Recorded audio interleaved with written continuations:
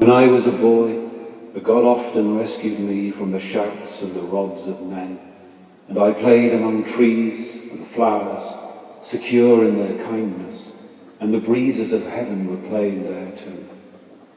And as you delight the hearts of plants when they stretch towards you with little strength, so you delighted the heart in me, Father Helios, and like Endymion, I was your favourite moon. Of all you friendly and faithful gods, I wish you could know how my soul has loved you. Even though when I called to you then, it was not yet with names. You never named me as people do, as though they knew one another. I knew you better than I have ever known them. I understood the stillness above the sky, but never the words of men. Trees were my teachers, melodious trees, and I learned to love among flowers. I grew up in the arms of the gods.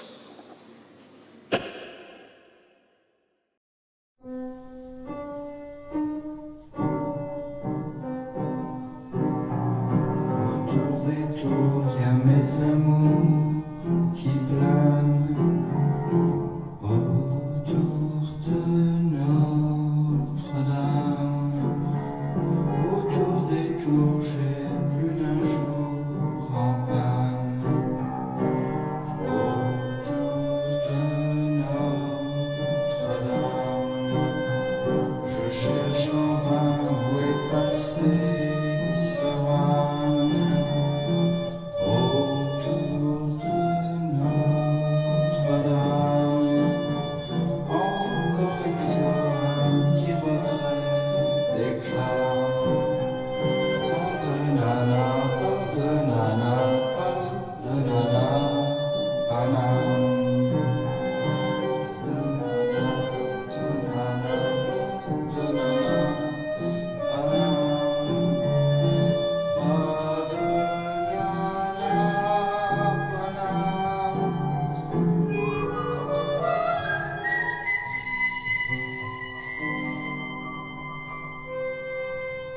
Mais si le temps qui tourne à me faire grincer les dents, si le temps voulait bien me lâcher la grappe,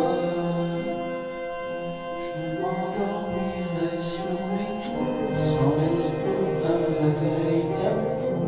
Mourir, dormir, les mots m'échappent.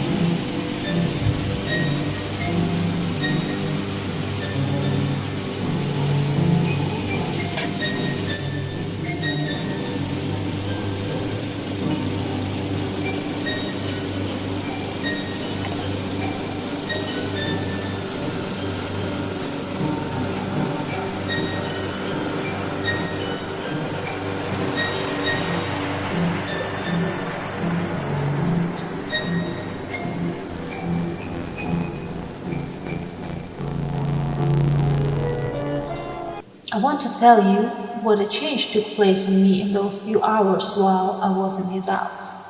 In the evening, while we were having tea, the cook laid a plateful of gooseberries on the table. They had not been bought, but were his own gooseberries, plucked for the first time since the bushes were planted. Nikolai Ivanitch laughed with joy, and for a minute or two he looked in silence at the gooseberries with tears in his eyes. He could not speak for excitement, then put one into his mouth, glanced at me in triumph like a child at last being given its favorite toy, and said, "How good they are!" He went on eating greedily and saying all the while, "How good they are! Do try one." It was hard and sour, but as Pushkin said, the illusion which exalts us is dearer to us than 10,000 truths. I saw a happy man, one whose dearest dream had come true, who had attained his goal in life, who had got what he wanted and was pleased with his destiny and with himself. In my idea of human life, there is always some alloy of sadness. But now, at the sight of a happy man, I was filled with something like despair. And at night it grew on me. A bed was made up for me in the room near my brother's, and I could hear him, unable to sleep, going again and again to the plate of gooseberries. I thought, after all, what a lot of contented, happy people there must be. What an overwhelming power that means. I look at this life and see the arrogance and the idleness of the strong, the ignorance and the bestiality of the weak, the horrible poverty everywhere, overcrowding, drunkenness, hypocrisy, falsehood. Meanwhile, in all the houses, all the streets, there is peace. Out of 50,000 people who live in our town, there is not one to kick against it all. Think of the people who go to the market for food. During the day they eat, at night they sleep, talk nonsense, marry, grow old, piously follow their dead to the cemetery. One never sees or hears those who suffer, and all the horror of life goes on somewhere behind the scenes.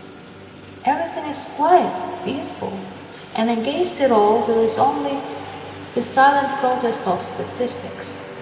So many go mad, so many gallons are drunk, so many children die of starvation, and such a state of things is obviously what we want.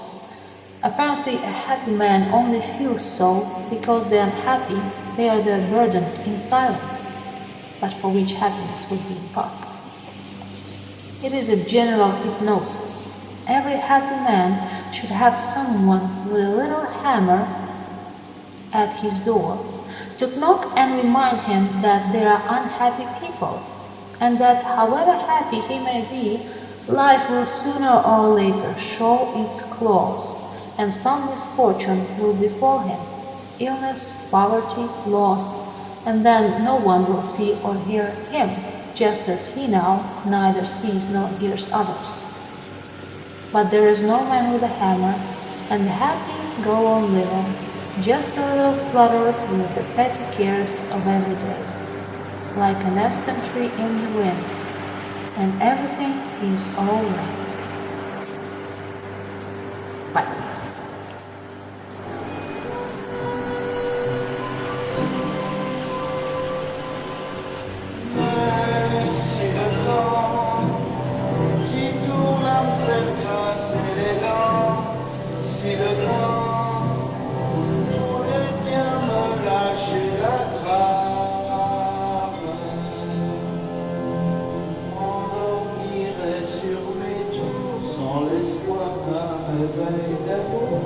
Mourir dormir de mes